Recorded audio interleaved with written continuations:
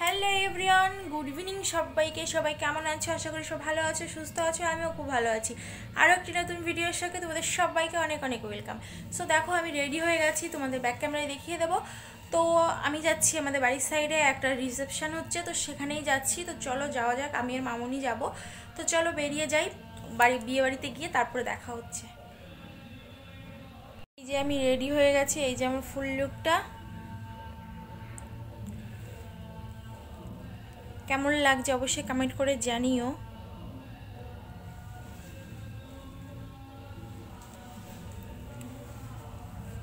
আমি এক পিন করে সেরকম পরি না শাড়ি, খুবই কমই পরি। তো আজকে ট্রাই করলাম, কেমন লাগছে জানি অবশ্যই।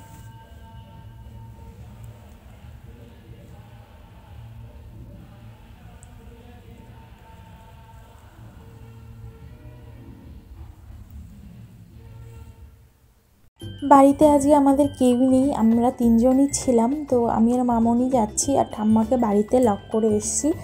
তো আমরা রেডি হয়ে বেরিয়ে গেছি রাস্তায়। তো এখন দেখো রিসেপশন বাড়ির সামনেও চলে এসেছি। বাড়িটা আমাদের বাড়ি থেকে বেশি একটা দূর নয়, দাদাদের বাড়িটা আমাদের বাড়ির সামনেই আর কি, রাস্তার এই পাশে আমাদের বাড়ি, আর ওনাদের বাড়িটা হচ্ছে রাস্তার ওই পাশে গিয়ে। তো দেখো বাইরে থেকে খুবই সুন্দর করে সাজিয়েছিল। তো প্যান্ডেল করেনি, দাদাদের দোতলায় আর কি অনুষ্ঠানটা হচ্ছিল। তো সামনে একটু ফুলের গেট করেছে, সুন্দর করে সাজিয়েছে, তোমাদের দেখিয়ে দেব পরে আমি ভালো করে, কারণ এখানে সবাই ড্যান্স করছিল, ওই জন্য আমি আর দাঁড়াইনি, বেশিক্ষণ ভিডিও শ্যুট করিনি, কারণ কপিরাইট চলে আসতে পারে মিউজিক থাকলে। ওই জন্য আমি এখানে ভিডিওটাকে মিউট করে দিয়েছি, ব্যাক সাউন্ডে কথা বলছি। আর এখন আমরা চলে যাচ্ছি গলি দিয়ে, ঘরের ভিতরে ঢুকতে হবে। তারপর দেখি ছাদেই সব অ্যারেঞ্জমেন্ট করা হয়েছে, খাবার দাবার আর কি, বউকে বসানো সবই ছাদেই করেছে, ছাদে কোনো ঘর আছে সেইখানে। তো এসে দেখো মামনি গিফট দিয়ে দিল। তো এখানে সবাই আর কি গিফট দিচ্ছে, ফটোশ্যুট আর ভিডিও তো হচ্ছে, আর সবাই এসে এসে ফটো তুলছিল, সঙ্গে ফ্যামিলি ফটো, তারপর যত রিলেটিভ ছিল সবার সঙ্গেই। আর এই হচ্ছে আজকে আমাদের ব্রাইড। তো কেমন লাগছে দিদিকে অবশ্যই কমেন্ট করে জানিও। সিম্পলের ভিতর সাজটা রেখেছিল, তো খুবই ভালো লাগছিলো।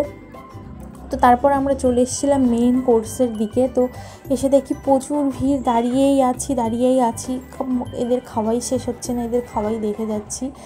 তো মামনি বলল চলো খেতে বসে যাই, কারণ এরপর কন্যাযাত্রী আসলে আরও ভিড় হয়ে যাবে, আরও চান্স পাবো না।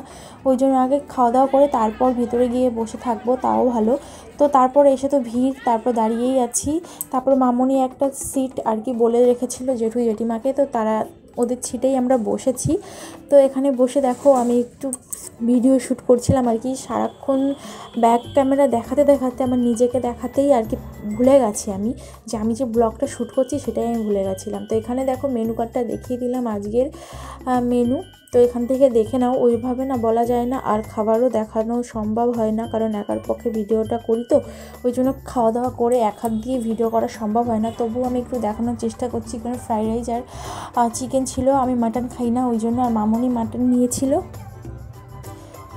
তো এখান থেকে খাওয়া দাওয়া করে আমরা চলে এসেছি আবার যেইখানে বউকে বসানো হয়েছিল সেইখানে এসে একটু বসলাম। কন্যাযাত্রী এসছে, তো সেটাই দেখছিলাম, আর ভিডিও আর ফটোশ্যুট তো চলছে। এখানে দাদা আর ওই দিদিটার যত ফ্রেন্ডস ছিল আর কি, বন্ধু বান্ধব যত ছিল সবাই এসেছে, সবার সঙ্গে আর কি ছবি তুলছিল, তো সেটাই দেখছিলাম বসে। আর আমি না একটু বোরই হচ্ছিলাম, কারণ একা একা না বোর লাগছিল আমার। তো তারপর মামনিকে বললাম চলো নিচে যাই। তো নিচে চলে এসে এই দেখো দাদাদের ফুলসজ্জার খাটটা খুবই সুন্দর করে সাজিয়েছিল, আর ঘরটা একটু দেখিয়ে দিলাম তোমাদের সঙ্গে। ডিজাইনটা খুবই সুন্দর করেছে, কি বলবো, আমার তো খুবই ভালো লেগেছে। আর এখানেও সবথেকে ইউনিক লেগেছে দাদা আর ওই দিদিটার একটা ফটো, বিয়ের ফটো ফ্রেম করে খাটের সাইডে রেখেছে, এটা আমি আগে দেখিনি। এখানে সত্যি বলছি একটু ইউনিক লাগলো।